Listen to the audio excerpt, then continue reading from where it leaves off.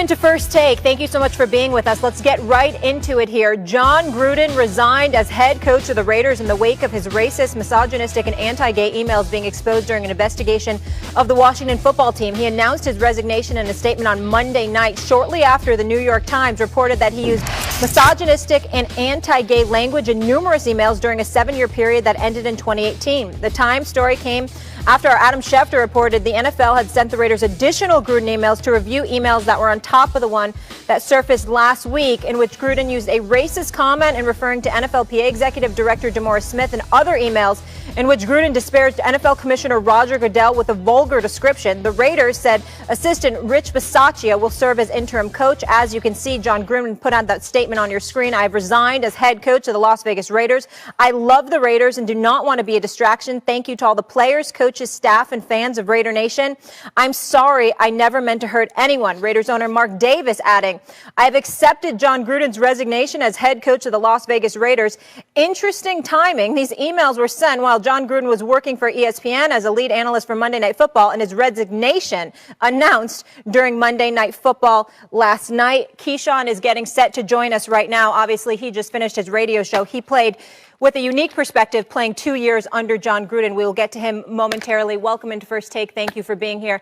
I'm Molly Karam Rose, Stephen A. Smith. I'll start with you, Stephen A., as Keyshawn gets set here. Yes. What's your reaction to all of this? Because this was shocking. As I was watching the game, it was really coming down throughout and at halftime. Oh, yeah. Yeah, by the way, everybody, like you said, Keyshawn will be here in a second. Just changing. Walking out right now. Radio, just finished doing this radio show. I got to get this out of my ear. So much static's in my ear right now. To say that this is stunning doesn't even begin to describe what this situation is. Yeah. Let me get this out of the way first. Real quick, Keyshawn is here. Good morning. Thank you for being with us. Thank you for the hustle. No problem. And grateful to have you. Yeah, absolutely grateful. Thanks a lot. To say that this is stunning doesn't even begin to describe how we all should feel right now. A couple of things. Number one, yesterday, you weren't here. I was of the mindset that John Gruden shouldn't be fired, shouldn't be suspended, because it was one email from 2011. And then the next thing you know, this avalanche arrived last night. And you learned that it wasn't one email, but many. You learned it wasn't one email that happened in 2011. It was emails that started in like 2010 all the way to 2011, all the way to 2018. And let's get into the particulars, because before I even say all of that, let me say this. John Gruden's career is over. It's over. There's certain things that we are the land of second chances. People make mistakes all the time, and we get all of that. But I cannot imagine even a white male with influence and connections and some degree of power that can overcome what the New York Times reported and what we all now know. John Gruden made racially insensitive comments about DeMaurice Smith, the executive director of the Players Association. And you have a plethora of people in this country that felt that should have been enough. Then we learned that he was against the NFL bringing in a guy like Michael Sam, saying over via emails that the commissioner should not be encouraging then Rams coach Jeff Fisher to draft queers. Then he sat up there, and after all of that, what did he say after that? He goes off, he calls the commissioner the P word. He calls the vice president of the United States the P word. He's against women being officials in the National Football League.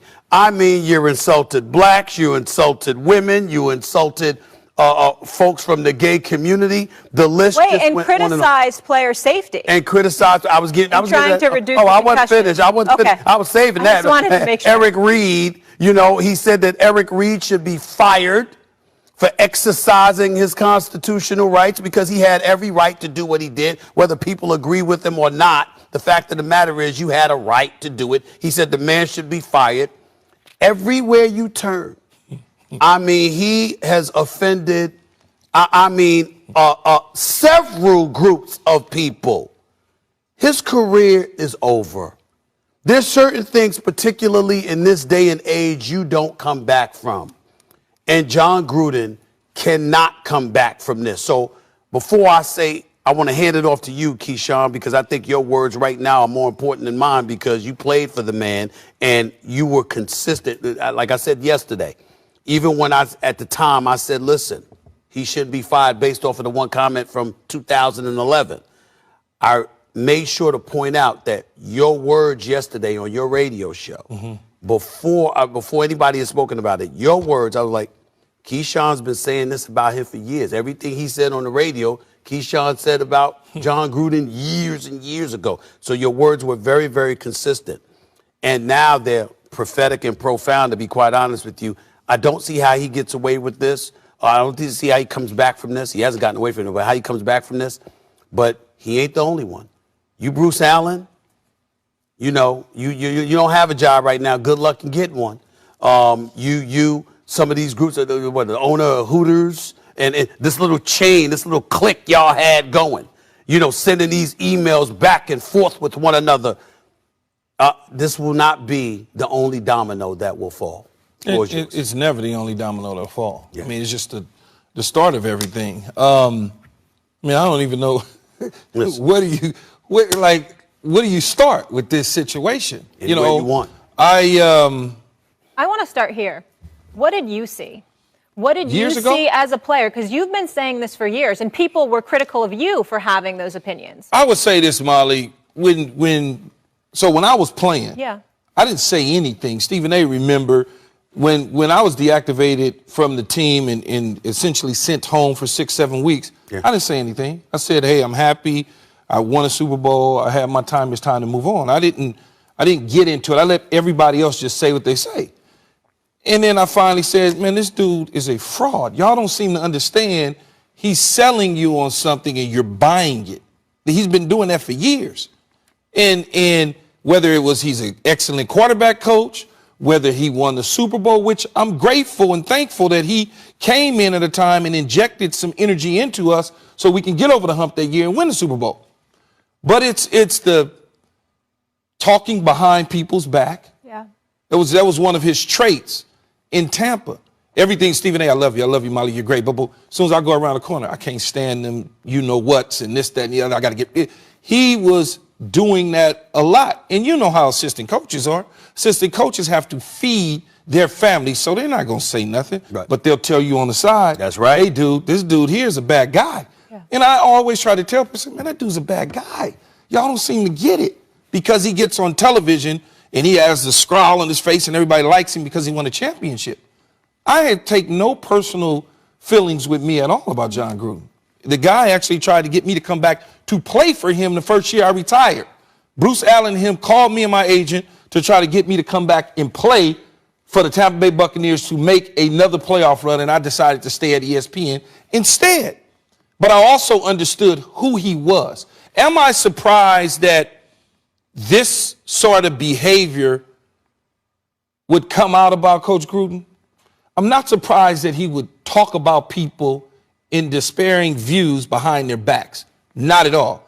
Am I surprised that he used racial insensitive things? Am I surprised that he was acting homophobic situations, talking about the LGBT community? Am I surprised that he went after the vice president, went after the commissioner? No, I'm not surprised, but what I'm surprised about is some of the words that he used, because I never saw that side of him, Molly. Yeah. I can't sit here and tell you that he called somebody out their name, I never saw that.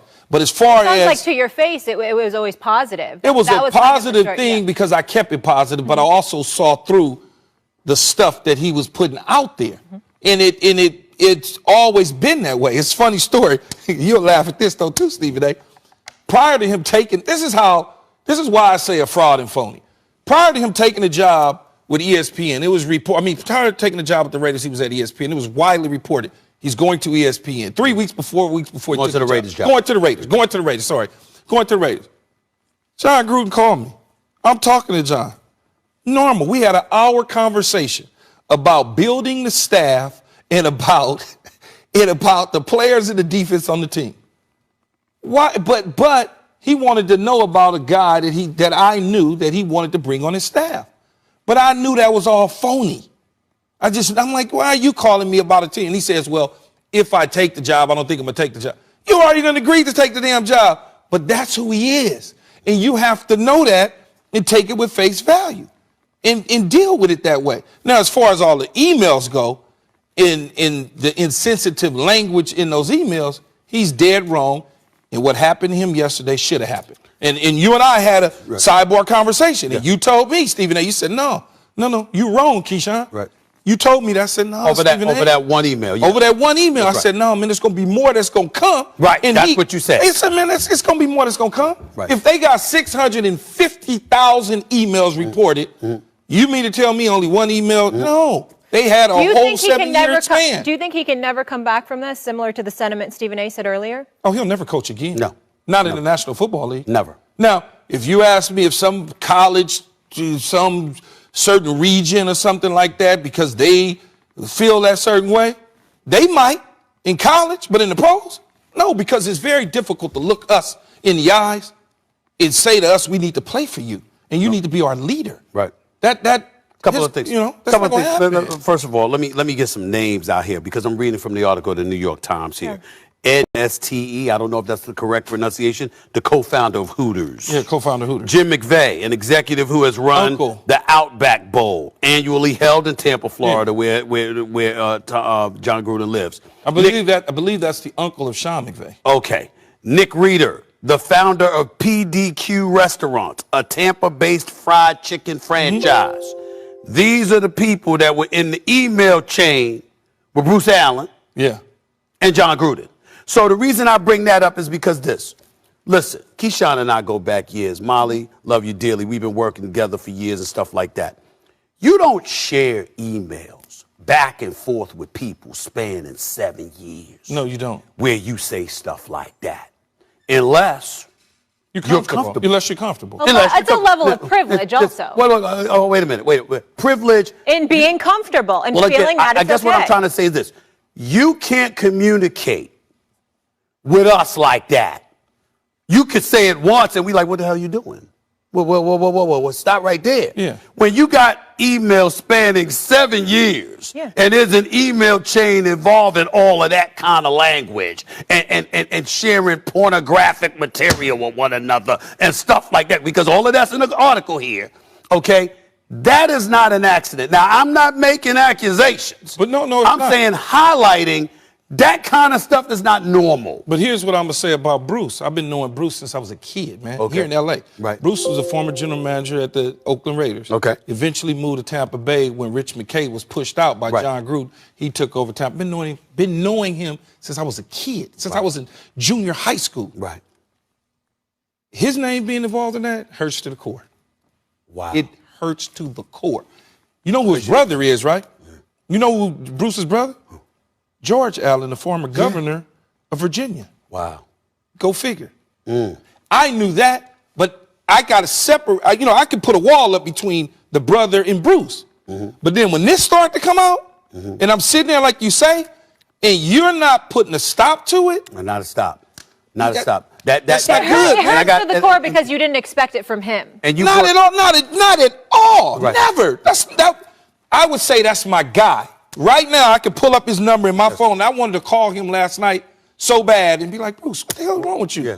But I just decided I interviewed him once. I interviewed him once. Seemed like the nicest guy. Seemed like the nicest guy in the world. And again, I don't know him. You know him, so I'm not going to cast any aspersions on his character. I'm just saying it looks bad. And then you brought up an assistant coach. Well, I happen to know a couple of assistant coaches that at least once upon a time, not assistant coaches, personnel, all of that stuff, that worked under John Gruden at one moment in time. Here's what one guy wrote me. Great offensive coach. Worst leader of men I was around in 30 years of football. The guy says one thing, does another. Doesn't want accountability at all. Absolutely horrible guy. That's what somebody who worked under John Gruden texted me last night. And all I'm saying to you is this. At the end of the day, again, let me remind people, John Gruden is absolutely nice to me. I've had pleasant communication with him when he worked me as well, our interaction. All of us. We love talking Always football. polite, He could upbeat. talk football all day, every day. And I know people, in fairness to him, who swore, I wouldn't say swore, I say past tense, because I can't imagine they swear by him today. But they swore by him, okay? Maybe he fooled some folks. Maybe maybe they knew. I don't know. But what I do know is this. When you offend, when you are that offensive to that many people, I've always had this problem. Hold on, Keisha. I've always had this problem.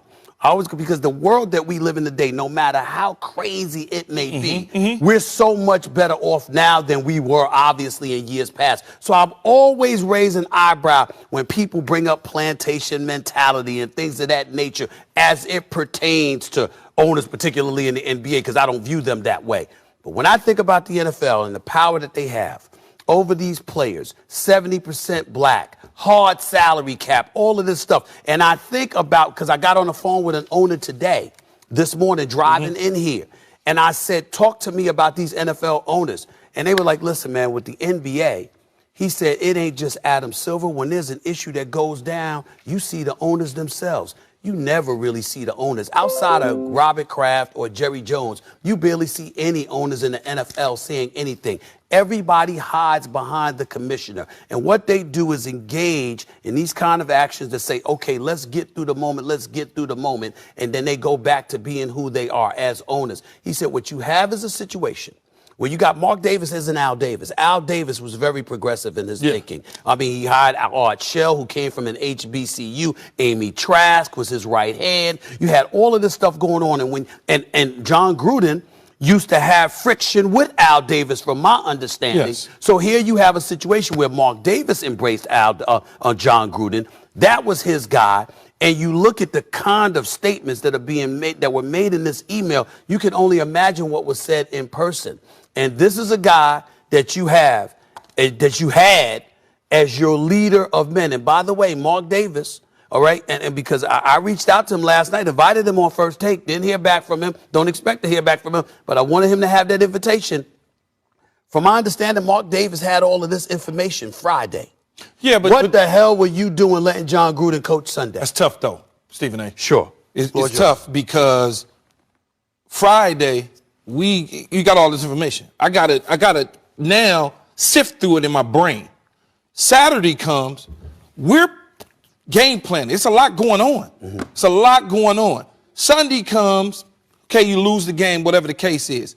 I don't personally believe that if the second emails would have just kind of stayed dormant for a little bit, he still would have got canned. Because the noise was going to get louder amongst the NFL player community. You got to remember now, it's the weekend.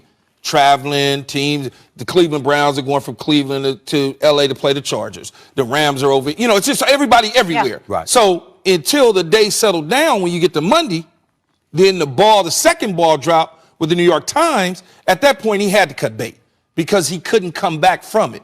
They could only hold water for so long in this situation. Yeah, that's how you look at it. No, I'm telling you, Stephen A. No, I'm not disputing what you're saying. I'm saying there's another way to look at it in this regard. The NFL had the information. The NFL, but they're going to move slow. No, I'm saying the NFL, from my understanding, they were upset that Gruden was coaching Sunday. Absolutely. They expected Mark. So in other words, what I'm saying to you is I understand your point. But the NFL had a different opinion. They wanted a heavier hand sooner. Davis. They wanted him going before. I'm just saying. Do that in 24 hours. I feel you on that. I'm just saying. But Keyshawn is Keyshawn, and I get that. I'm not disputing it. I'm saying the NFL. The same thing that I said. The NFL wanted that handle beforeUnday's game. So their attitude. Why even let him troll the sidelines on Sunday? That's what they. I get it. That's their position. I get it, but I guess I'm more practical in how the owner in the team is probably thinking at that point in time. But if you're practical, is it possible that the NFL knew this and Mark Davis knew it sooner than Friday?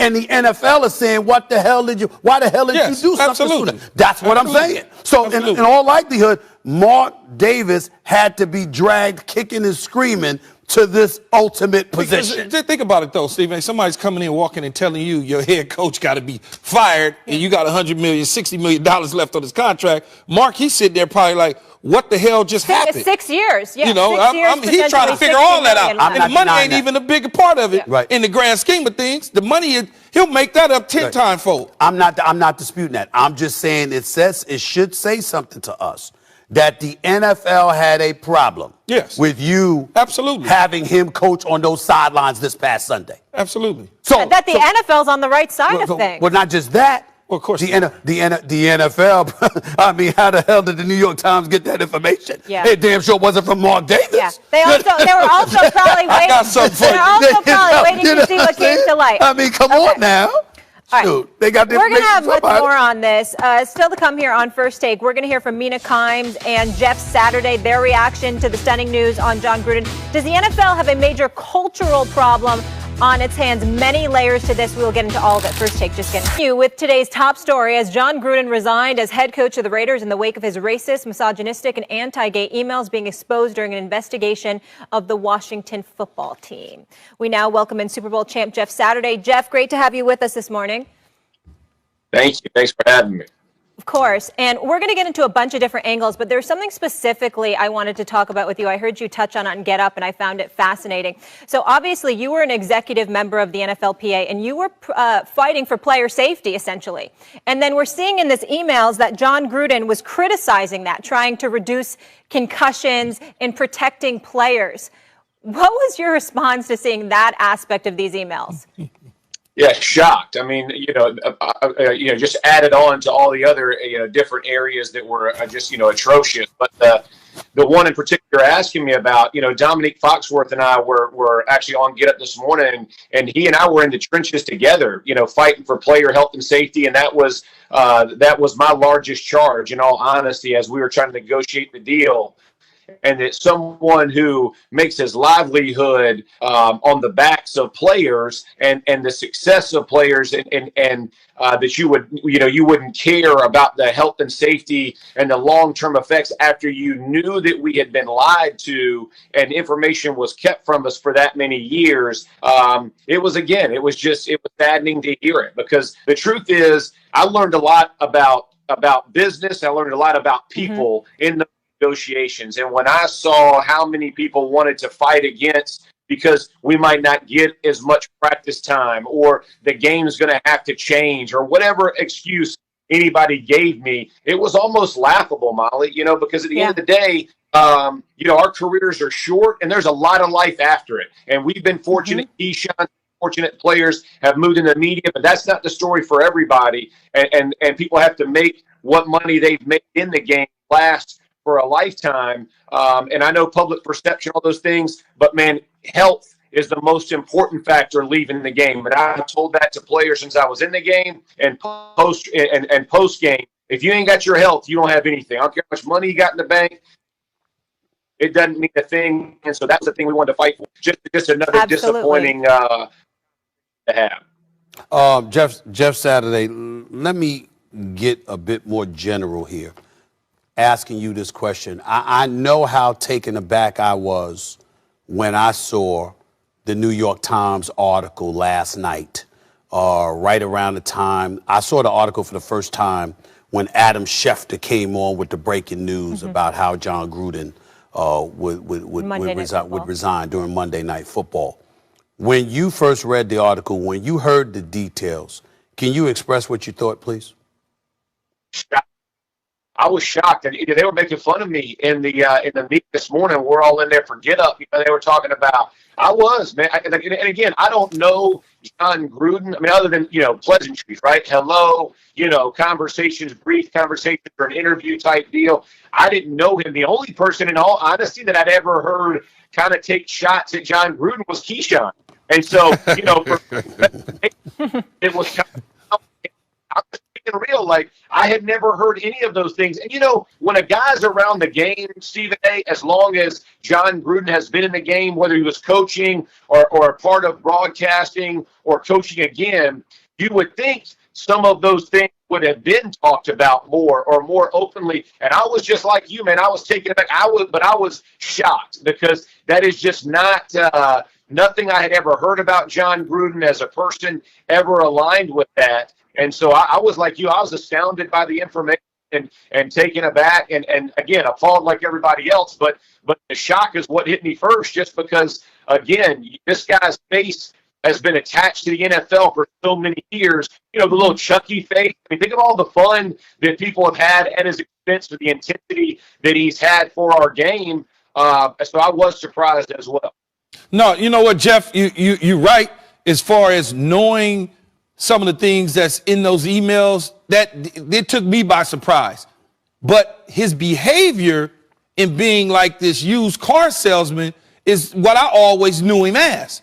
You say as a face of the game, the Chucky, all that. He played into that character in that role. That was who John was. And so when I look back at my playing days with him, or even after my playing days, I certainly saw a guy that was not true to his core values, that he was something different. I just didn't know that the different would be what he described in those emails. That's what I did not know.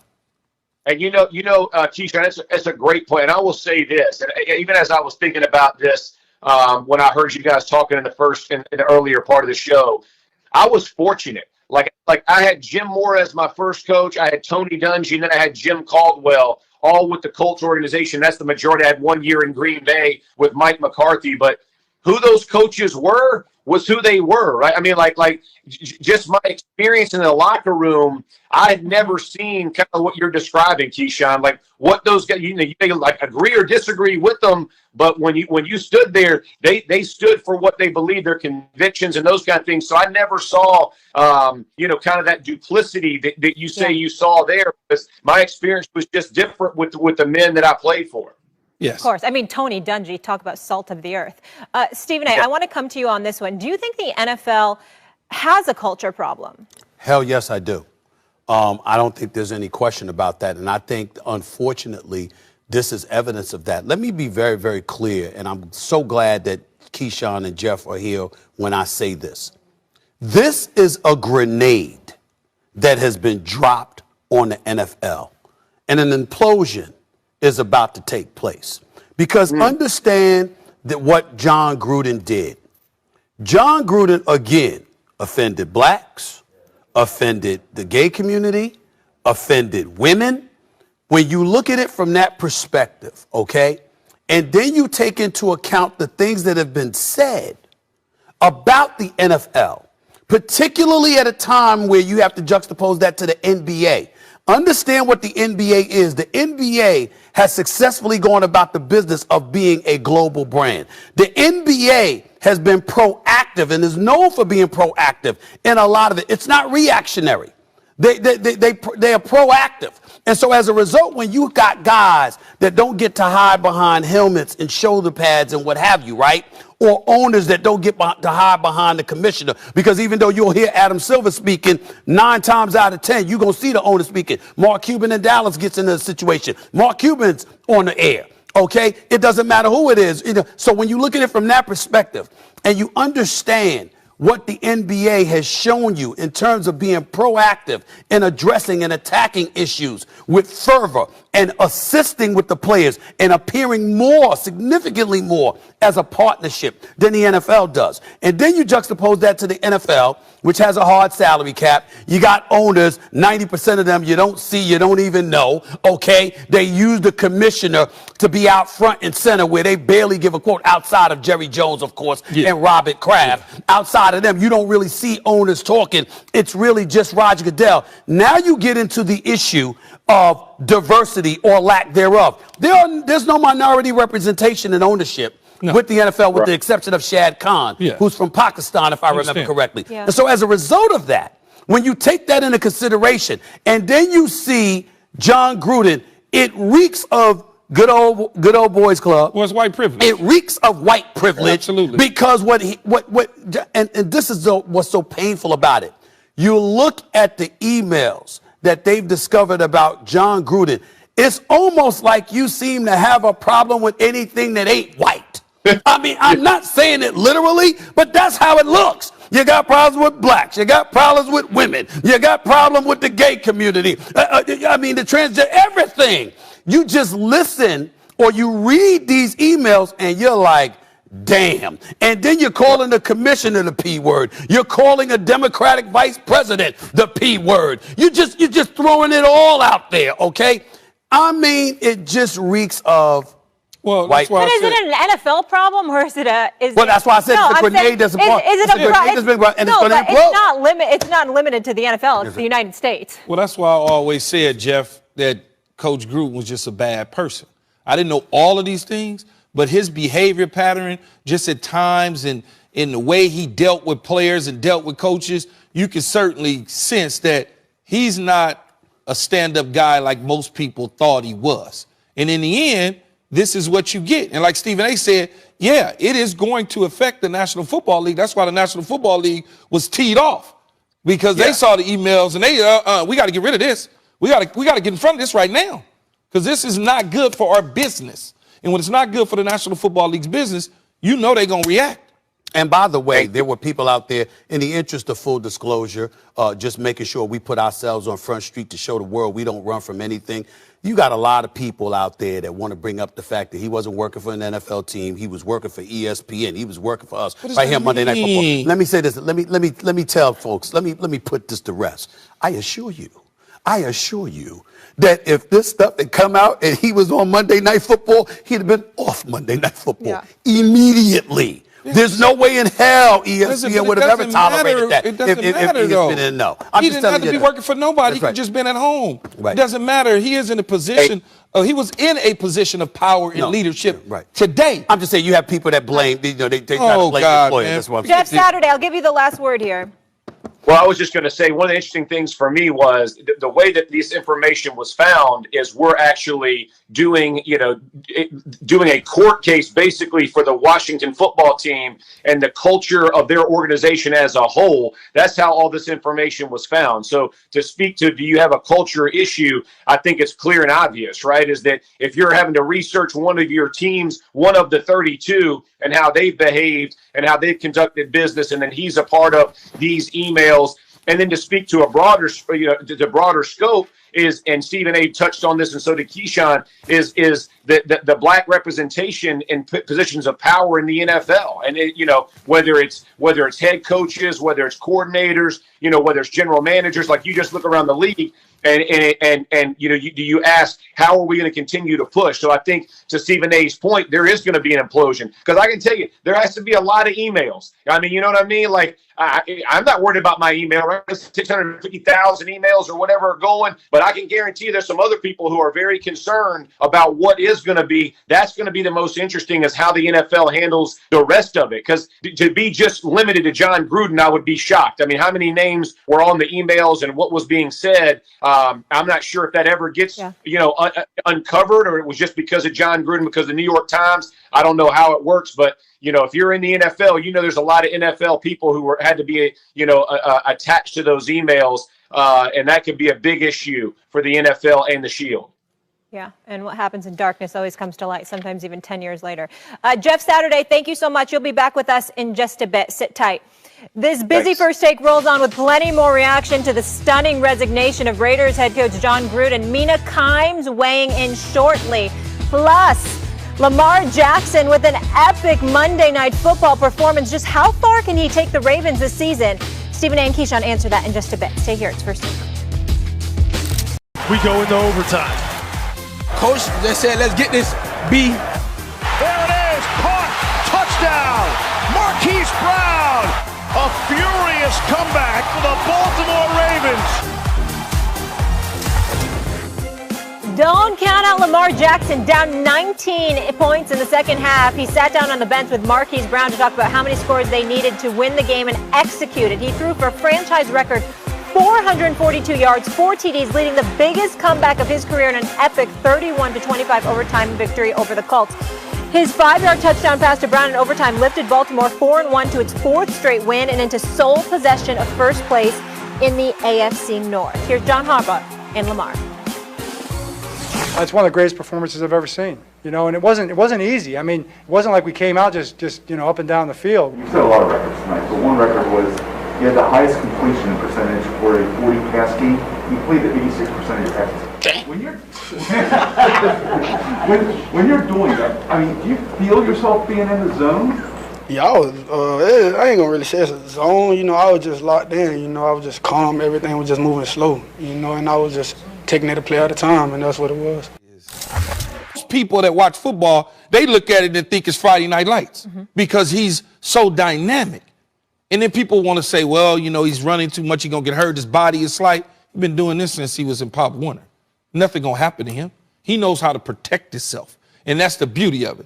And he's just, man, I love it. He can take them all the way to Sioux. He already beat the Chiefs. Right. Okay? Yeah. So he got that out the way. That's off his back. He done already beat Cleveland before. That's over with. Only team that's standing his way in the AFC, in my opinion, is Buffalo. I wouldn't go as far as to say he knows how to protect himself, because I've seen him put himself in dangerous situations. No, dangerous situations as far as your eyes say, just because it looked a certain way. But he knows how to protect himself. Okay, when that brother's stretching near the goal line the way that he did, I mean, listen, he could have He been stretching that way forever. That's Steve cool. I'm just Nash. saying, it only takes once. You know that. Oh, come on, You know man. that. I mean, so here's what I'm asking you. So here's what I'm asking you. Right, go ahead.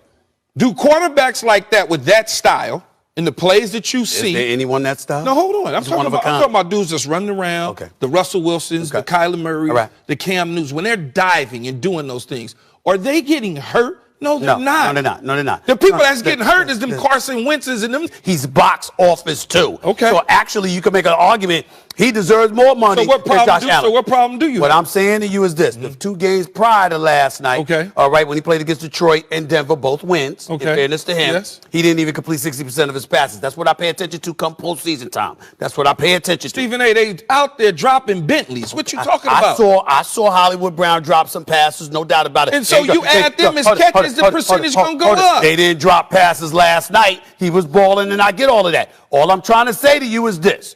We have seen the Baltimore Ravens throughout the years. We've seen them show up in the regular season. We've seen them, and then something happens in the postseason. I'm just saying.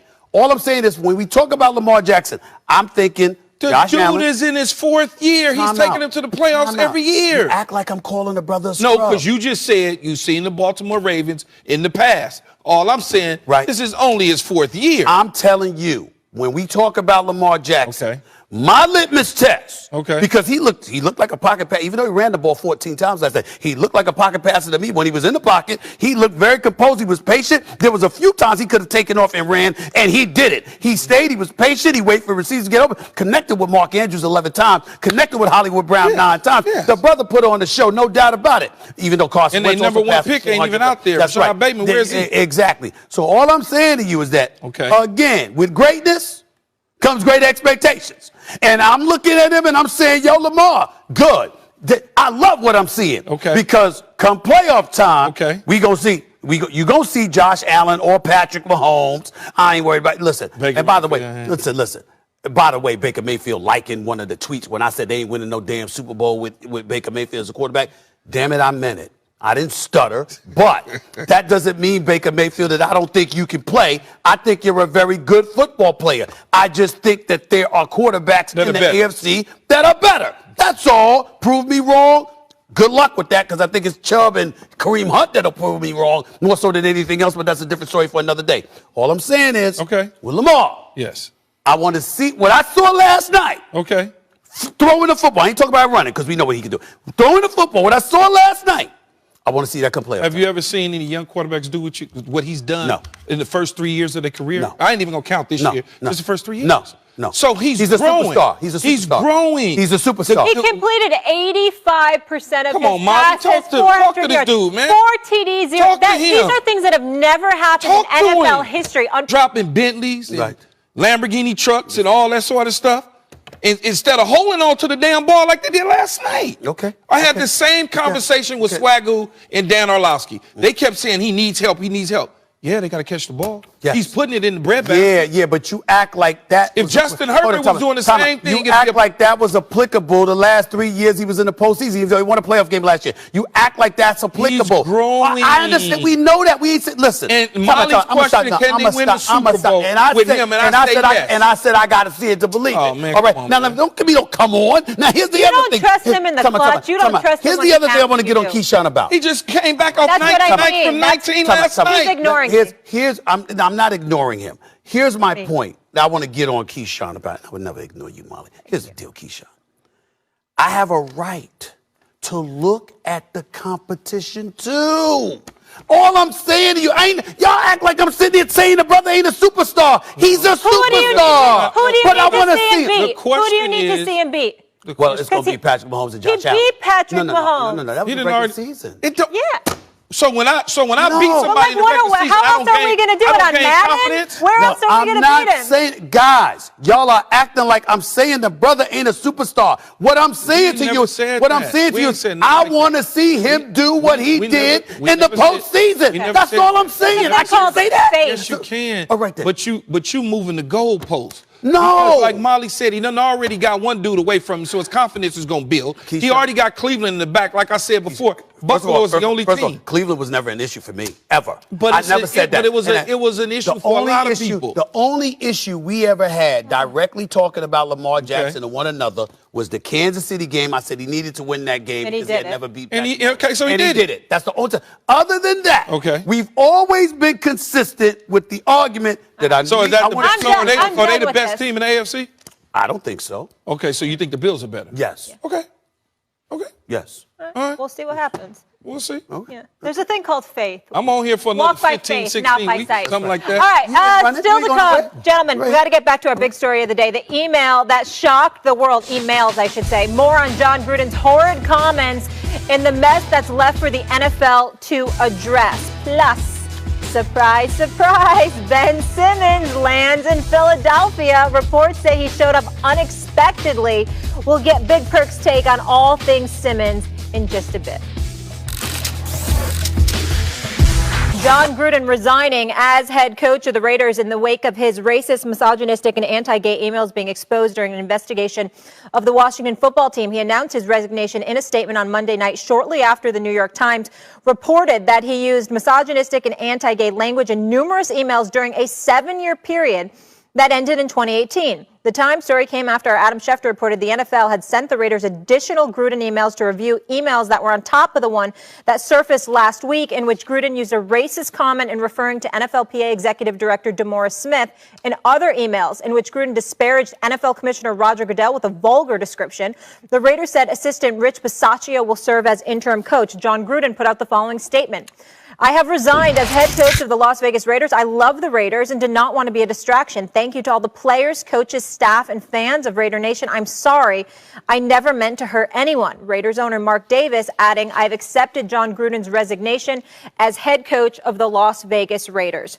So interesting timing. These emails were sent while John Gruden was working for ESPN as lead analyst for Monday Night Football, and his resignation announced during Monday Night Football. Spent 9 years in that Monday Night Football booth. Mina Kimes, always a pleasure to have you, and can't wait to hear your reaction to this whole situation. What were your thoughts when this went down, Mina? Yeah, well, first, it started on Friday, of course, and frankly, after his initial racist comments surfaced, I was a little bit surprised at how many people were giving him the benefit of the doubt, or rather, his excuse. Now, as you mentioned, Molly, you've got further racist comments, misogynistic comments, homophobic comments. He went after the NFL for caring about concussions and the racial justice movement, which I feel like has been a little bit lost in this, and he's gone. And I'm not surprised, but I still have a lot of questions. These emails, over many years, by the way, they surfaced as part of the NFL's investigation into the Washington football team's horrible culture under Dan Snyder. And I will tell you this, John Gruden is not alone in expressing some of these hateful views. I truly doubt it. I mean, the revelation, frankly, of these comments, it only confirms what a lot of people, myself included, believe, know, suspect, which is that people in power in this league and beyond, the things they say amongst themselves, when they are comfortable are different from the things that they say in public, and I believe that investigation, which was not released, should be made public. I think there needs to be more sunlight on all of this and not just on John Gruden. And I think this toxic culture needs to be eradicated from the sport that I love. Let me say this real quick, just as an aside before Keyshawn chimes in here. John Gruden's statement, that last sentence, I never meant to hurt anybody. Well, rhetorically, I'll throw out this question. It wouldn't have hurt Eric Reed to get fired? It wouldn't have hurt women if they weren't allowed to be officials? It wouldn't have hurt Michael Sam if he was never drafted at all because of his sexual orientation? What do you mean you didn't mean to hurt anybody? Yeah. You actually did. That was the intent. He didn't feel Michael Sam should be in this league. He didn't feel women should be officiating. He didn't feel that Eric Reed should be in the league. I think that would have hurt people. And so when you see that and it's inconsistent, and then you see the press conference and he's talking about, I really don't want to talk about this anymore. That's what John Gruden had said at the press conference the other day, just trying to determine how other people would come at him and what have you. You just see that this is really something that had to happen. There's no way around it. Well, he says all those sort of things he didn't want to talk about anymore because he's been in control and in power. Right. So he wanted to try to force that will on everybody. And like I said on my show, no, you don't get to tell people when they can't have a conversation about what you did that was a very bad thing. That's not your choice anymore. Right. You gave that right up when you put them emails out there and they got publicized for people to see. And so at that point in time, again, I go back to the Raiders, however they arrived to the decision, whether it was resigning, fired, whatever decisions was made, they made the right choice to move on from him coaching the team. It was a failed experiment. It certainly was. But I also would say this about John. He's got some soul searching to do, because if you think that you didn't mean to hurt anybody, like you said, Stephen A., there's a lot of people that could have been hurt, feelings are hurt, feel a certain way now, going to be looked at totally different in terms of the way that they view him. And so he's got a lot of soul searching to do with his family. He's put his family in a difficult situation because I'm sure that they probably didn't know that this exists. Now, they've got to answer questions at the country club or at the grocery store, or the son who's a trainer and a weightlifter. He's got to now have people looking at him a certain way. So you think about all of those things. Or your brother who was coaching in the league. Or your brother who's coaching in the league. People are now going to look at Jay and be like, well, the apple don't fall too far from the tree. That's that. Even though Jay is a good guy. I like Jay. Right. Like, I rock with Jay. But now you're sitting back and you're going to yourself, well, wait a minute. But wait, if that y'all align with each other, you start to, all these dominoes, like Mina said, he's not the only one. So whoever else is involved is certainly holding their breath, Mina. Go ahead, Mina. That's a really good point. And frankly, I was really frustrated watching his players have to answer for his black players answering for his comments on Friday. And now with this latest batch of emails, many people pointed out the NFL's first active player, Carl Nassib, is a Raider. By the way, he's been having a great season, which is besides the point, but I want to mention, I don't want him to have to answer for this. If he wants to speak on it, more power to him. But it frustrates me, it angers me so much that John Gruden put his black players in a terrible position last week. He's put Nassib in a difficult position now. And to Keyshawn's point, your intent might have been different. I disagree with that, but whatever, that's excuse. But the consequences are many people feel hurt by these comments, and your own players now have to answer for them, shouldn't have to. And that's why I think we're going so hard on him, because not going so hard, but he's been subject to so much criticism. You are the NFL coach, and what that means is you're supposed to be a leader. You are responsible for others. That is why all of those players now have to answer for this, and I frankly think it stinks. The great thing, though, about answering for it, though, Mina, is the locker room can now rally around Rich Bisaccia, who I know, who's the interim coach, a longtime special teams coach that I jump on the table for, that I don't have any worries about whatsoever. Because when you are a special teams coach, as you know, Mina, you deal with everybody. Yeah. There is no offense, defense, kicker, punt. You deal everybody, all 53 people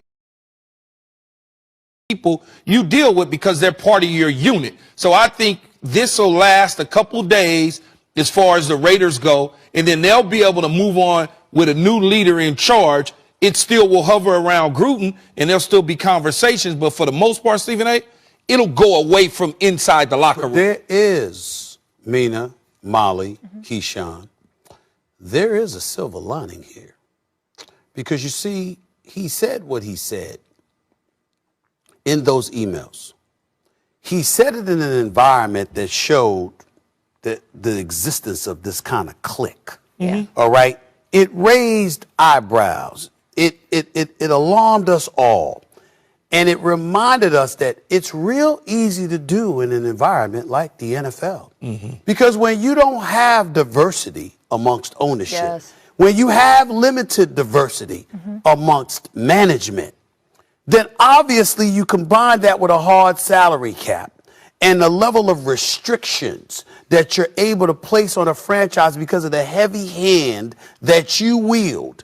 You're able to get away with so much more than you'd ever be able to get away with, say, in some place like the NBA or in various places in corporate America. Now, obviously, there are some places in corporate America, they still got these issues. You got bosses, white bosses in corporate America right now looking at all of us like we the problem. You know, John Gruden, what he said, what's the big deal and what have you. You got that going on. We all know that, okay? Yeah. Okay, but at the end of the day, what it highlights is the need to address diversity or lack thereof in ownership and management positions. And why do I bring that up? Because when the whole Colin Kaepernick situation went down, and then ultimately years later, Jay-Z got involved in the mix, and everybody was lamenting, you know, why he got to be there, why he got to be doing business with the NFL. You know why? Because he's in that room. Yeah. And being in that room, when it's time for an ownership stake to be granted for somebody, he might be in a position where he ends up getting an ownership stake. And as a result, diversity will be in the mix.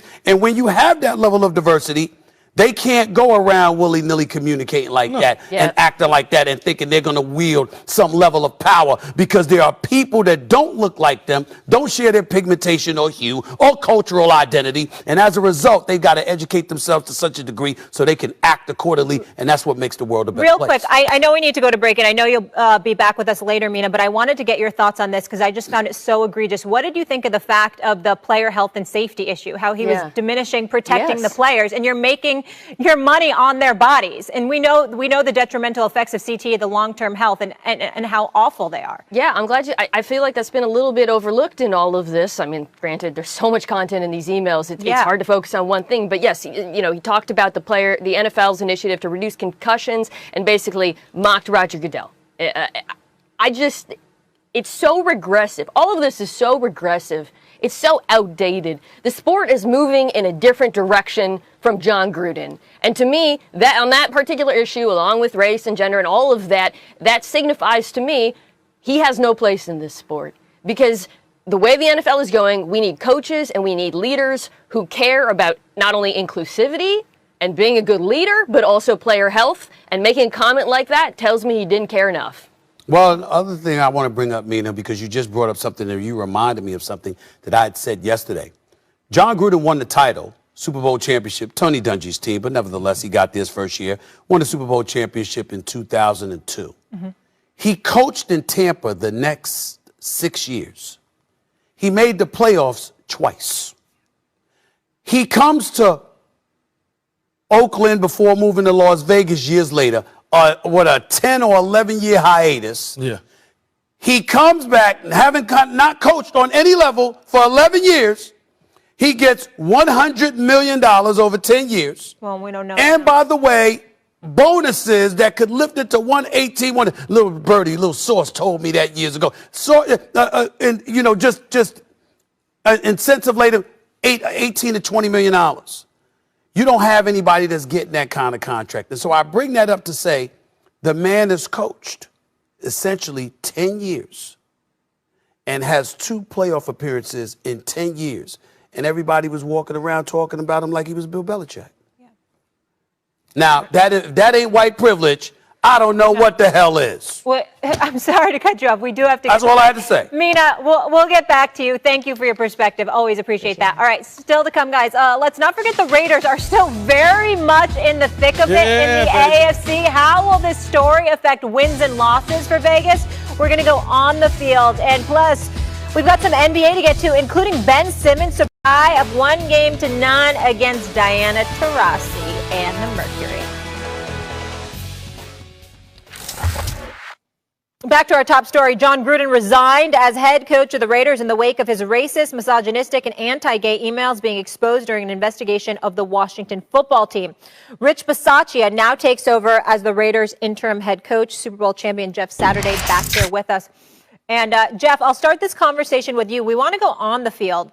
How does the Gruden turmoil impact the Raiders moving forward? Because they're having a solid season.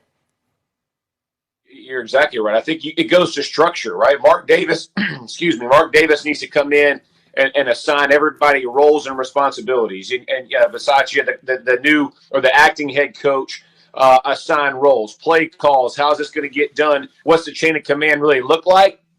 And then, Molly, you roll from there. I mean, here's the reality of a locker room, an NFL locker room. We are taught our whole lives to control the controllables. What happened with Jon Gruden is out of our control. And as harsh as that sounds, the minute that thing happened and Jon Gruden stepped down, it keeps moving. And so guys like Derek Carr on the offensive side got to step up. Hey, man, I'm going to be the leader. I'm going to be the touch point. Everything's going to come through me. Like, you're going to watch leadership come to the forefront from players, and you can watch this team develop. You have to frame it as a player as this is an opportunity to show my leadership and the capability in tough times. How do we respond? And I think every player, and Keyshawn knows this, man, we're in a locker room. It sounds as bad as it could, but it really doesn't matter what goes on outside of our locker room. It's us versus the world. So how do we respond now? Jon Gruden's gone, next man up, and here we go moving. So I think once the structure's set in place, which we know is happening right now,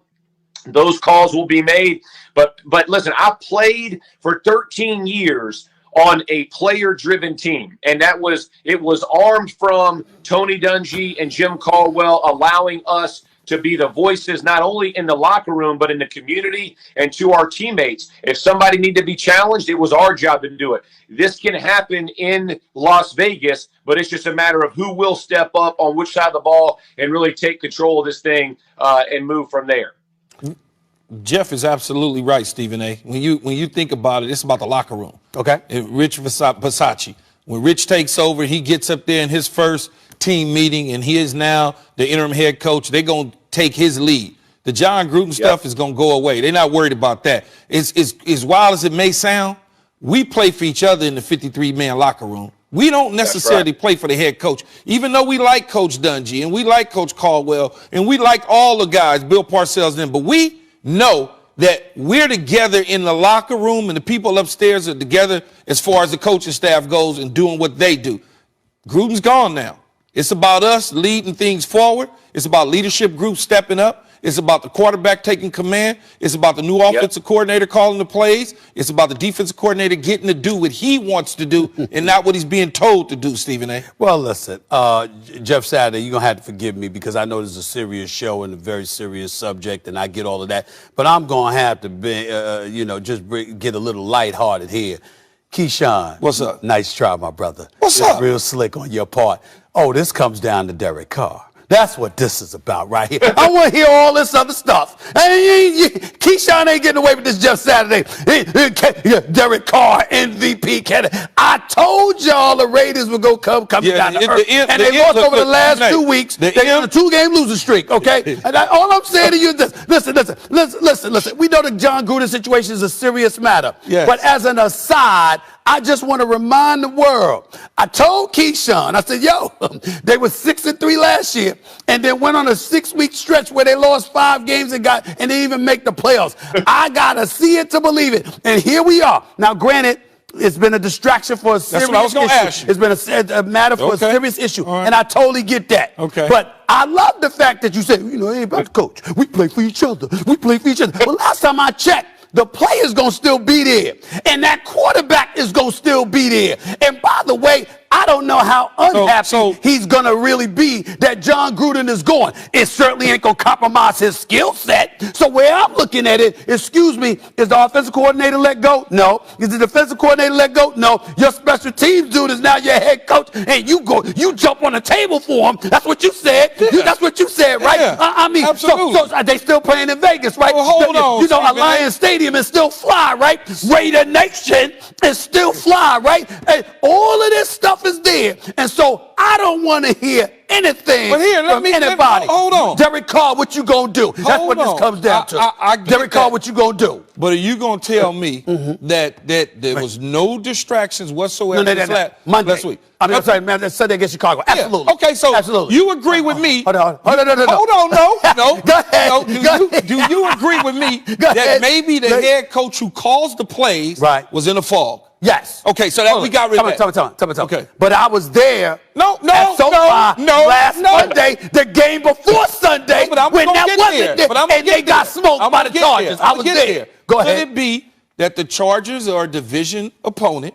Really? And the Chargers that's what we do. are a good football. That's what we do. Could it be that? Yeah. And the Raiders got beat. No. I want to hear that. Man, just Saturday, this man said to me that Derek Carr is a legit MVP candidate. He was at the time. You're damn right at the time. Hold on. And I walked into the stadium, Jeff, Saturday. I was in a beautiful suite. The owner, Dean Spanner, he had me in the suite. It was fly. It was really fly. So fly. I have to admit it, okay? It was a beautiful setting. Magic Johnson was there. I mean, everything. I saw Urkel, for crying out loud. He was in the house chilling, all right? I had a beautiful time. Here's the deal, Jeff, Saturday. They walked in there. John Gruden walked out on the field waving his fist. Let's go, Raider Nation. Let's go. They were hyped. They outnumbered them by at least 75 to 25%. The Chargers are a good team. And then the Chargers went up 21-0. Okay? All I'm saying is I want to see Derek Carr. You said it. I didn't say it. You said it. I think this new situation, he might be okay. What you think, Jeff? Go ahead, Jeff. Go ahead. It gives guys opportunities. I'm not going to put Derek Carr in the MVP conversation. Not anymore. He's done now. Right. Don't group me with Keyshawn on that. Hell no.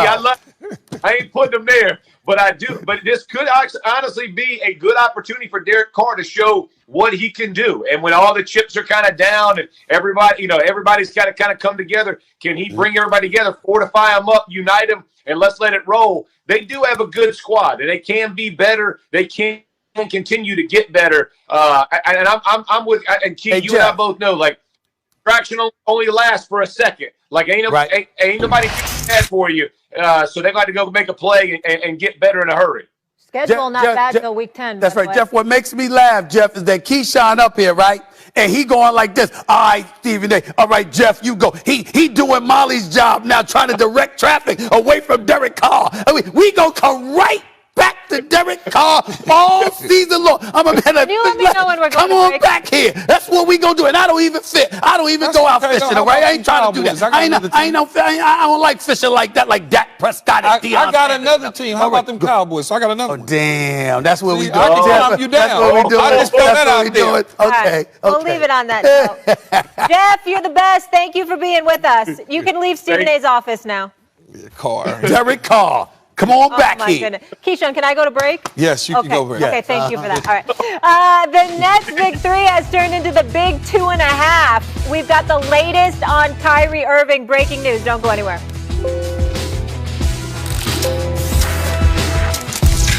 Can't wait for that, Malika. We have some breaking news. The Nets have announced that Kyrie Irving will not play or practice with the team until he can become a full participant. Given the evolving nature of the situation, after thorough deliberation, we have decided Kyrie Irving will not play or practice with the team until he is eligible to be a full participant. Kyrie has made a personal choice, and we respect his individual right to choose. Currently, the choice restricts his ability to be a full member of the team, and we will not permit any member of our team to participate with part-time availability. It is imperative that we continue to build chemistry as a team and remain true to our long-established values of togetherness and sacrifice. Our championship goals for the season have not changed, and to achieve these goals, each member of our organization must pull in the same direction.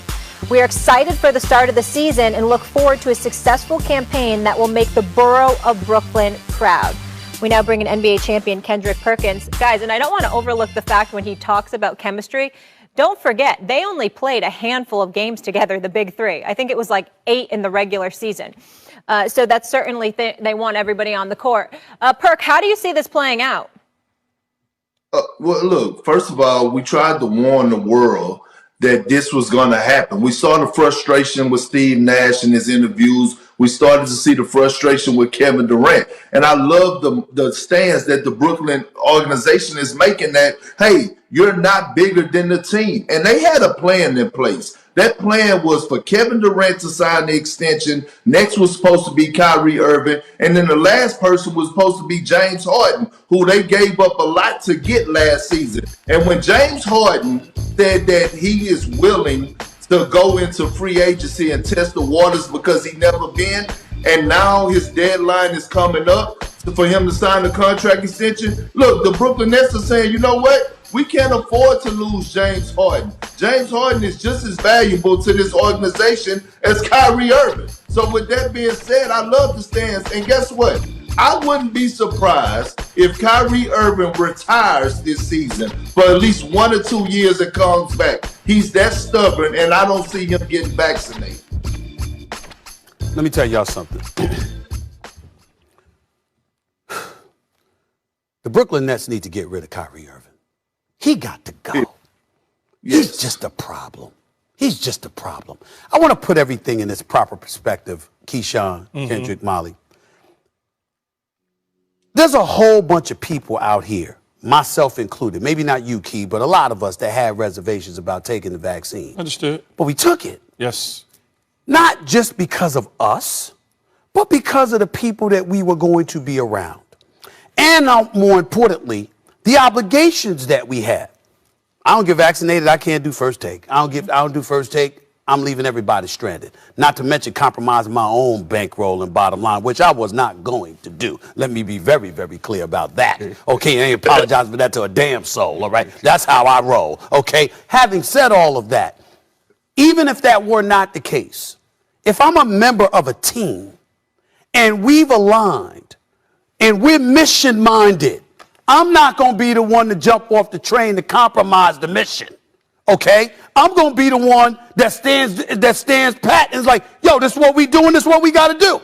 Kevin Durant, 6.2 billion plus people have taken the vaccine. Whatever conspiracy Kyrie Irving wants to come up with, all right, good luck with that. But the bottom line is that means you're looking at everybody else who's taking the vaccine, and that's the position that you're maintaining. People out there who don't want to take the vaccine, that's your personal choice. I get where you're coming from with that, but you evidently ain't a part of a team. Because if you're a part of a team and other people are doing it and you not doing it doesn't allow you to be a part of the team, then it comes time to make a choice and make the sacrifice and do what you need to do. Clearly, Kyrie ain't about that because Kyrie's about Kyrie. His heart might be in the right place philanthropically, charitably, in terms of the causes that he partakes and the donations that he makes and stuff like that. And he should not be excoriated from that. But the flip side to it is that his level of stubbornness has elevated to a glaring level of selfishness, and I completely applaud the Brooklyn Nets for taking this position. I said it before, and I'm telling y'all again. They'd give his ass away for a box of cookies if they could. They're so disgusted with this dude. I'm telling you what I know, all right? Y'all figure out how the hell I know that. I ain't asking. I'm telling you. It's that disgusting. It's just that, like Kendrick Perkins said, this brother, when he says he might retire if he get traded, Keyshawn, we all know he might. He ain't playing now. I mean, he's that kind of dude. And so as a result, you got teams that don't want to trade for him, A, because he might retire, or B, he might be just as much trouble for them because his focus ain't just on basketball. And as a result, they got to give equitable compensation in return for his services. And why give away that for a dude you cannot trust? And be clear, you cannot trust Kyrie to be anything but Kyrie. He gonna do what he feels is best for him, and everybody else be damned. And it's a damn shame because now you might lose James Harden because Daryl Morey is lurking in Philadelphia. Don't think for 1 second Daryl Morey ain't trying to get his hands on James Harden. I'm telling you what I know.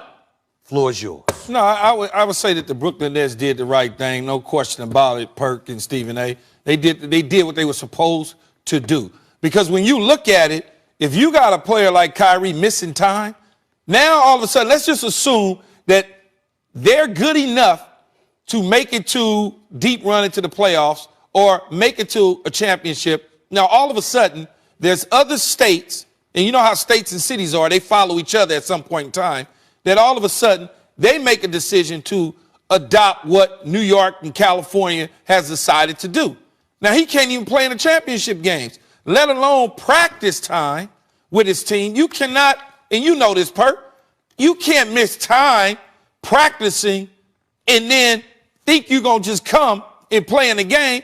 The chemistry's going to be all thrown off. You're going to have all sorts of issues. So they did the right thing. And as far as moving him, who's going to take him? I know I wouldn't. Because why would I want to disrupt my locker room and have that problem taking on your headache? I got a question for you, Perk. Obviously played in the NBA, won a championship. They are the favorites to win the championship. They came together to win a championship. This isn't like, let's get to the playoffs, let's do this. This is like, we're going to win a ring. What are you thinking if you're in that locker room, if you're Harden, if you're KD, and this is what's happening with Kyrie? Well, Molly, let me tell you something. Being part of a championship team and teams that, going to, 5 finals in my career, when you're part of a championship team, when I was in Boston, we used to have this saying, lose yourself in the team. Put your agendas aside and lose yourself in the team. Because for the simple fact, the goal that you're trying to accomplish is bigger than one individual. But look, this didn't just start right now. This started last year. And I said this. When Kyrie Irving, didn't contact nobody and just sent a text message, I believe, to Steve Nash and said, hey, he's taking off for personal reasons. And the team had to go on the road and play some games. And then all of a sudden we saw footage of Kyrie Irving, I believe it was at his sister's birthday party doing the stanky leg. I said it was a problem right then. And Steve Nash don't deserve this. But when you're trying to win a championship, you need everyone to be committed. And you know who's probably frustrated right now? Because this decision wasn't just made by Sean Marks or Steve Nash or the ownership of the organization. This decision has to involve Kevin Durant.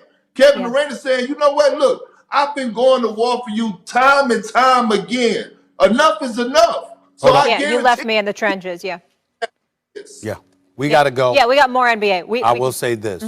Kevin Durant, from what I'm told, has reached that point.